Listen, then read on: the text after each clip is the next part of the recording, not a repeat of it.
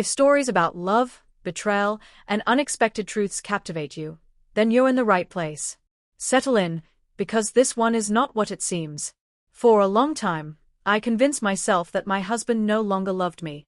I told myself our relationship had simply burned out, that maybe love wasn't meant to last forever, and what we had was fading beyond repair. I thought I had accepted it, until I walked away and realized too late that I had been the one tearing it all apart. It didn't start with shouting or slammed doors. No, our downfall began in silence, the kind that creeps in quietly, settling between two people like a wall. We'd sit side by side on the couch, scrolling through our phones, and I couldn't even remember the last time we laughed together. I would glance at Ethan, the man I married, and wonder where he had gone. We had met back in college. He was daring, magnetic, always willing to take risks. I was the opposite, careful, steady, always planning the next step. Somehow, that balance worked for us. For years, we built a home, a routine, a life together.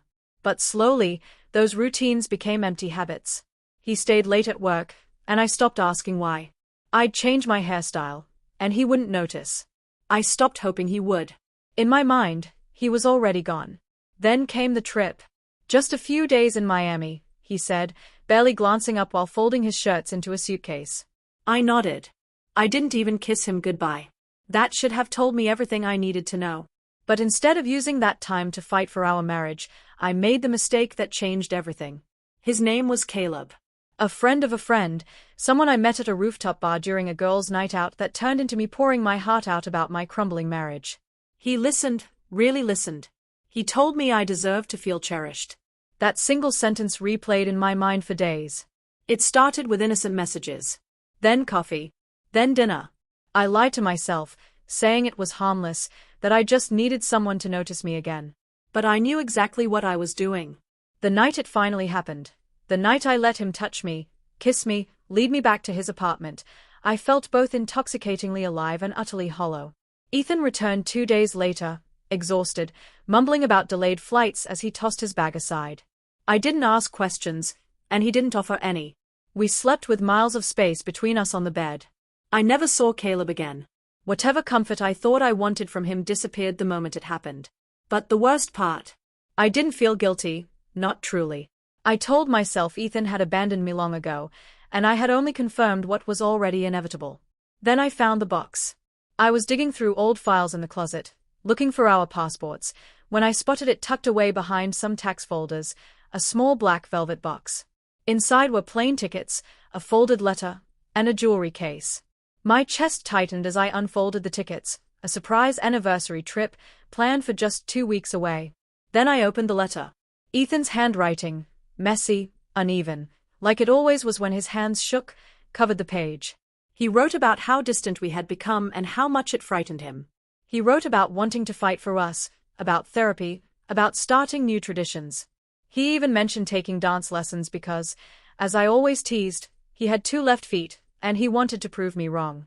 By the time I opened the jewelry case and saw the delicate gold bracelet inside, engraved with our initials and the coordinates of the place we first met, I collapsed on the closet floor. He hadn't checked out. He had been fighting to find his way back to me. And I was the one who had left. I couldn't confess. I didn't tell him about Caleb. I didn't mention the box. Instead, I tried to come back to him in small ways. I touched his arm when I walked by. I laughed at his jokes again.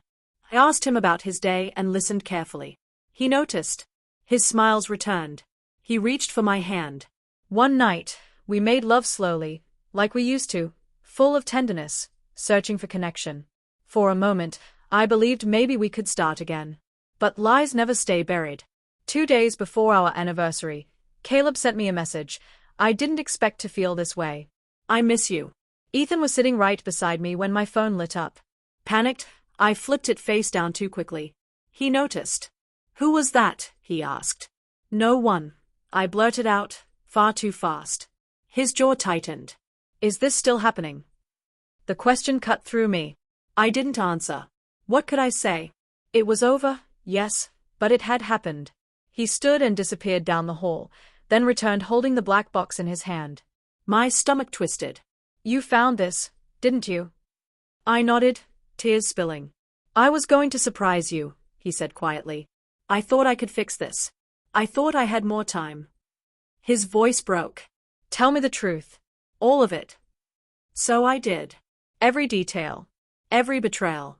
Every lie. I sobbed until I couldn't breathe. He didn't yell. He didn't speak at all. He just sat there, stone still. The next morning, he was gone. No note. Only his wedding band left on the kitchen counter. Weeks blurred into months. The divorce was simple on paper, but it shattered me in ways I can't explain. I kept the bracelet, not because I deserved it, but as a painful reminder of the love I once had and carelessly threw away while chasing validation from someone who barely knew me. The last time I saw Ethan was a year later at a mutual friend's wedding. He looked different, peaceful, lighter. He introduced me to someone new. Her name was Claire, and she had a kind laugh that made everyone else smile with her. I smiled too. I even hugged him. And then I let him go. Not because I had stopped loving him, but because I finally understood what love truly meant. And I no longer deserved his.